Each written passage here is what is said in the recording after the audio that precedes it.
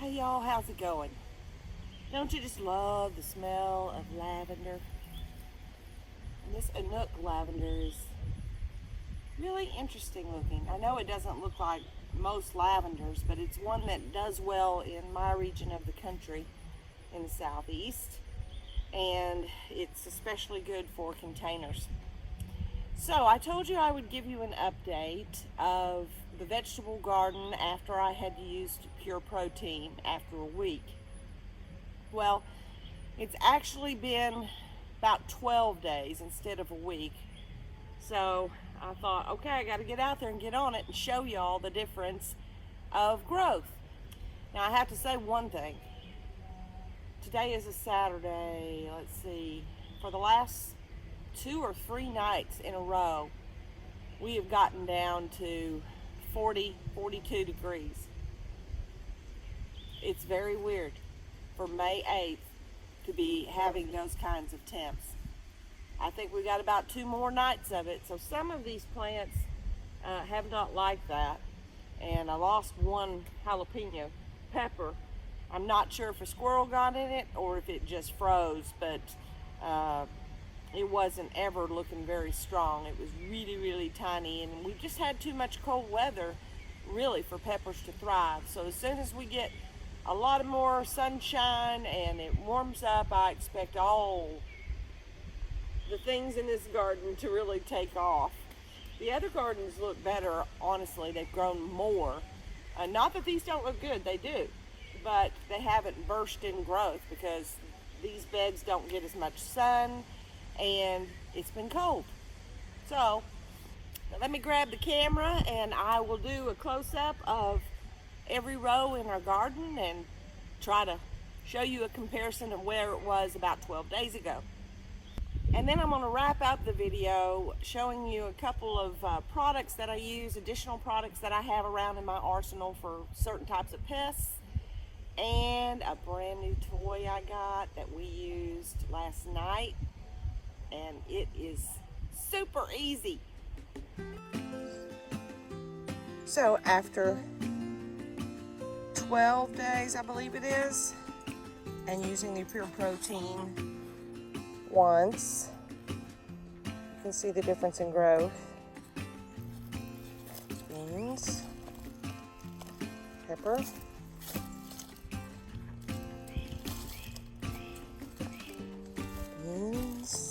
catmint, or beans,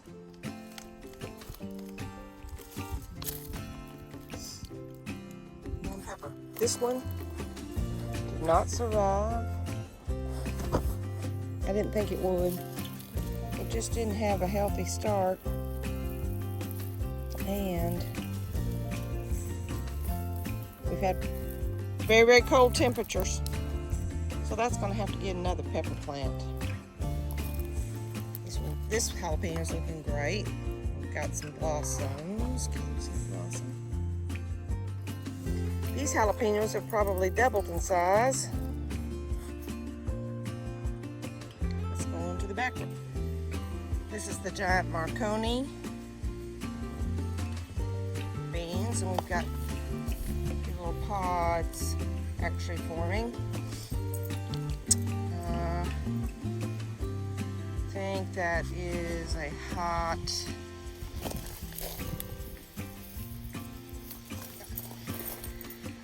this is a hot banana. Sweet red bell pepper, another hot banana, beans, and a green bell. This row is my winter squash and pink eye purple hulls. Squash has grown dramatically, and I planted those seeds I think a week ago. I'll double check, put it on the screen, but those are the pink eye purple hulls coming up nicely. Another butternut. Pink eye purple hulls looks like only 3 came up out of 5. Same thing with this bucket and this bucket. I hope they're going to do all right because it's really cold. That butternut was very tiny. cow purples, and butterfat. If you remember me showing you this cucumber, I wasn't sure if it was maybe spider mites, I don't know, something chewing it and possible fungus, but we've been spraying for fungus and bugs. Cucumbers go pretty fast anyway, but look at this growth in just a short period of time. The new growth is very, very healthy. And there's black-eyed peas planted now in these buckets. Looks like they're all coming up. See one popping up here.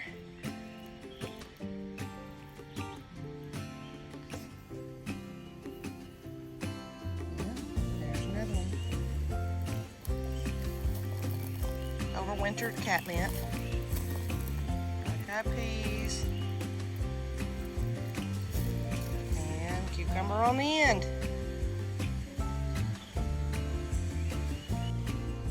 I planted 2 to 3 okra seeds in each of this row of buckets. At the same time I planted the cow peas. And in each bucket we've got 1 or more coming up. Again, a little worried about this very cold weather. Maybe the next 2 nights we're supposed to still be down in the 40s. Got 2 in that one coming up.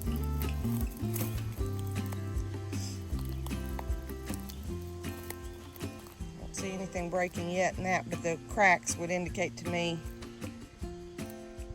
that something's about to pop.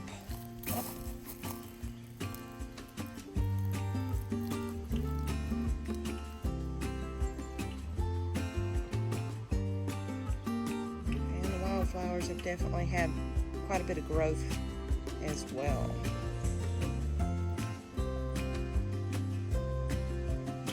We'll go over to the other gardens and show you there. Show you how the tomatoes are getting along and everything else in the garden. These 2 garden beds get way more sun than the other 2.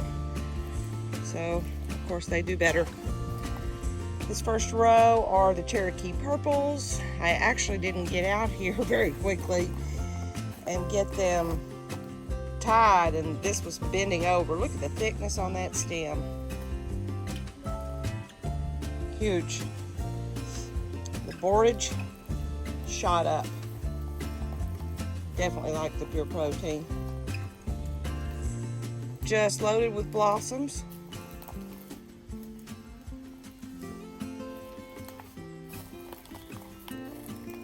It's borage.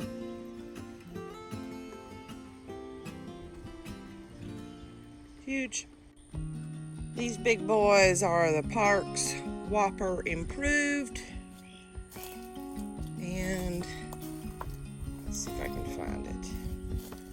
Yeah, they're already forming tomatoes. This right here is the cowhorn pepper. It's looking very good.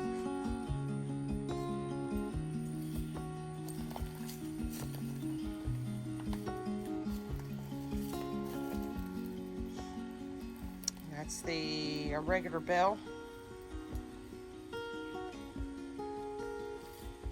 See the tomatoes?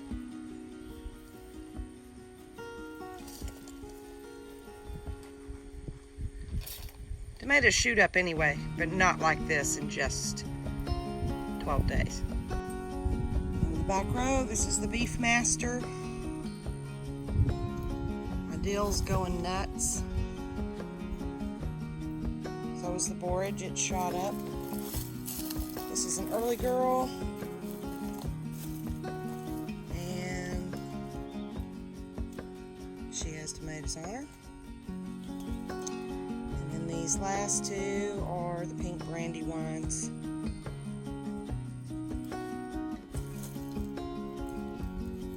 Borage. You might remember how small the squash was when I was doing the squash video.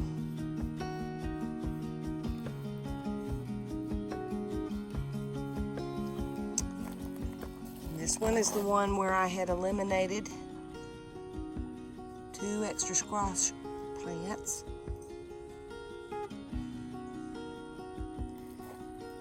This one is still not quite tall enough, nor that one, for me to put full on the stem, because I need about a good 3 inches. That's the one that I did put full on. This one's not tall enough yet, but major growth. Remember how flimsy this little guy was when I was putting the full on it? Not flimsy at all. And then here was the one that had 6 plants in it. Yes, the fly tapes on the ends are catching a lot of bugs. A lot of flies too. Let's see if I can get down here and look. A lot of itty bitty bugs. I'm not sure what that is that it caught. This is the yellow pear, cherry tomato type. Cucumbers have gone nuts.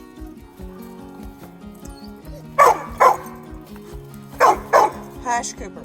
The rattlesnake pole beans are shooting up their long shoots and starting to wind onto the trellis. More cucumbers. Oh, and back here I wanted to show you, we actually have cucumbers forming. Now this one right here I don't believe was pollinated, and it will die off. Let's see if I can get to the one above it. That one looks good. I think that little one behind it is probably good, if I can find it.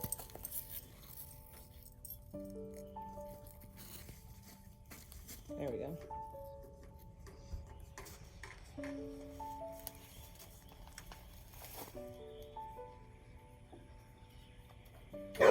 There's Randy. Staining for me because he's better at it.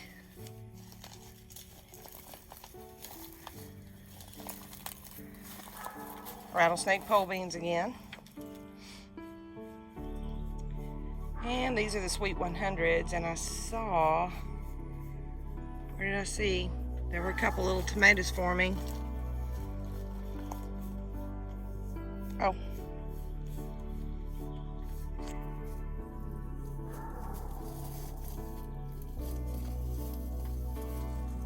Right there. There's the strike beans. If we can ever get some nice, hot, normal weather, the beans and peas and okra and all that will start taking off, and the peppers. It's the eggplant, and we've got an eggplant forming.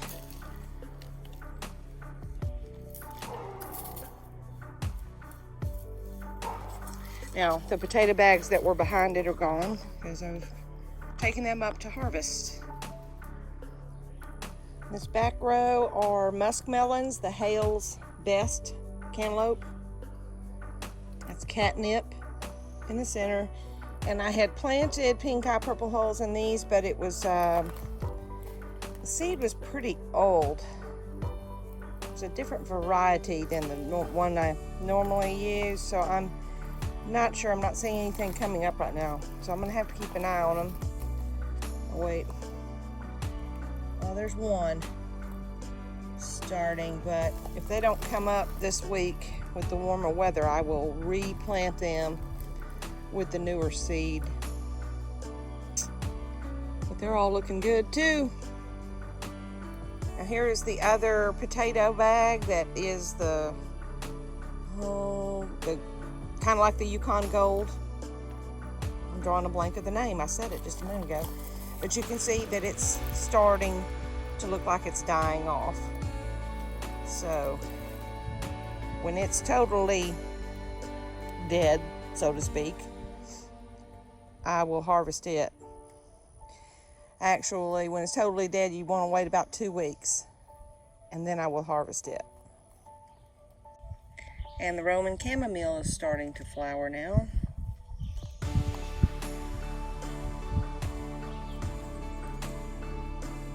So is this lavender, a nook lavender. I should have trimmed it. Lavender has a bad habit of getting woody stalks, and I did not trim it when I should have. So to promote more blooms, I will come out and harvest, cut off some of these. But they're pretty.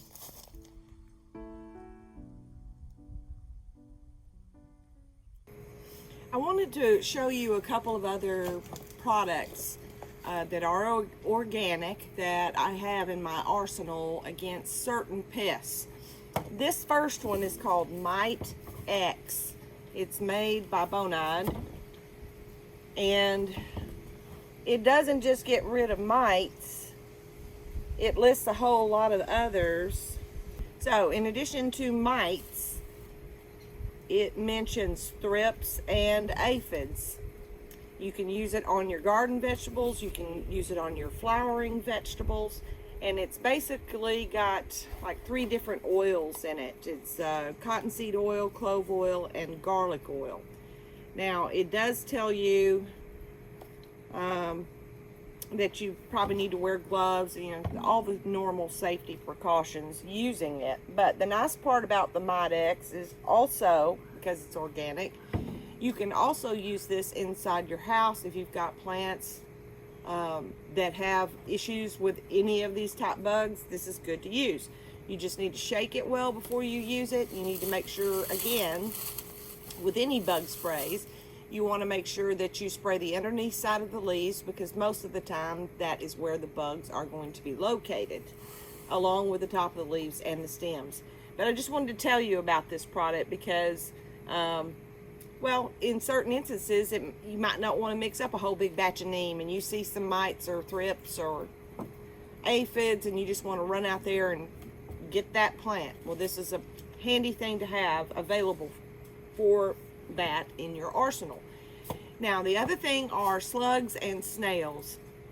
Now, on our gutters, we put copper tape that's sticky on one side. We wrapped each leg of our gutter with that copper tape, and we also wrapped the end of the hose, where the hose comes into the, what you call it, Randy? Float. The float. Yeah, thank you. And we wrapped it there too. We've never had a problem with slugs or snails. Now, that tape only lasted maybe 2 or 3 years. I noticed last year even a lot of the tape was coming off, so I need to order some more, because I found that just to be a really effective way to keep them out. But what about your landscape bed, like hostas, for example? Slugs love hostas, and I've been seeing a lot of damage with that. But we have pets, and I want to make sure that anything I use is not going to be harmful to them. This is the product, Sluggo. It's been around for a long time. It's actually iron phosphate, I think.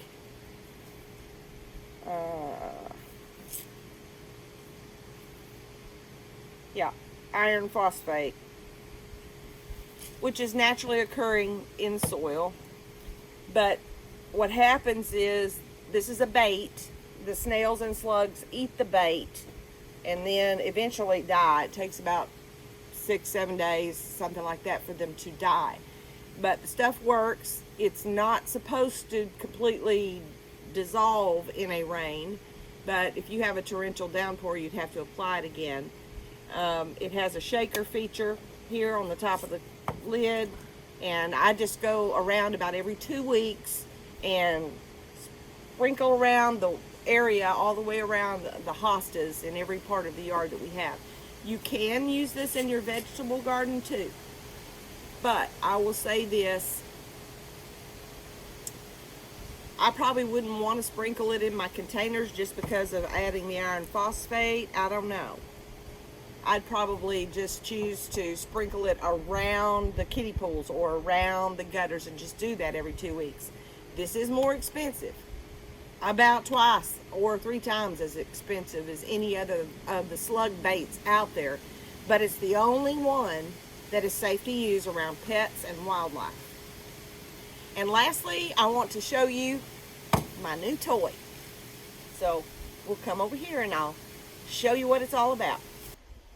Well, I've noticed as I age that I start getting a lot of arthritis in my hands, and as much as we have to spray around here, and we have a Mac Daddy electric sprayer that we use for our neem soap mixture, but with other things, like for example, if I want to do a foliar feed of my compost tea, then I got to use a pump sprayer. When I'm spraying for fungus, the actinovate, I have to use a pump sprayer. Well, I started looking around for something a little different. This is my new sprayer, and it is battery powered. It is a lithium ion battery, and it works great. It's not super expensive. It was $80 on Amazon. You might be able to find it cheaper elsewhere, but I did want to get it this season, and so many places won't ship right now. But I wanted to show you how great it is. It has a nice little hook here to hold your handle. It has 3 dials. It has a fan, a cone, and a stream. Thank you. This button right here turns it on. You don't have to leave it on. Just turn it on long enough to give it a charge. Let it pressurize for a minute or two, and then you can turn it off and spray away until you see it losing the pressure, and you can turn it back on. It says it will spray 12 containers, so that would be, it's a 2-gallon container. Actually, it turned itself off. So that would be 24 gallons before you have to recharge the battery. The battery is up here in the handle portion, and it also has an indicator of how much battery life you have left. But I just wanted to show you how easy it is to use. It also has a clip here. If you don't want to have to keep holding, you can use that and it will continue to spray. But this is the fan.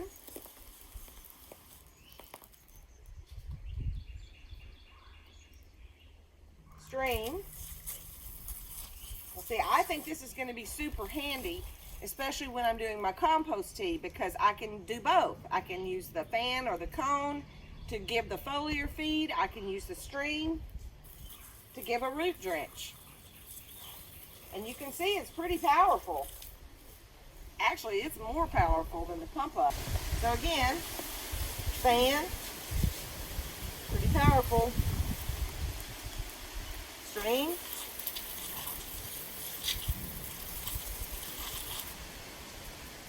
And cone. Cone is much more delicate than the other two.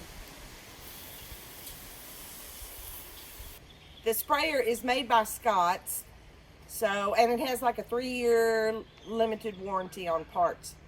So I think that's pretty good. I hope you enjoyed this video. Remember, bye. Keep looking up. Stay safe. Have a good one.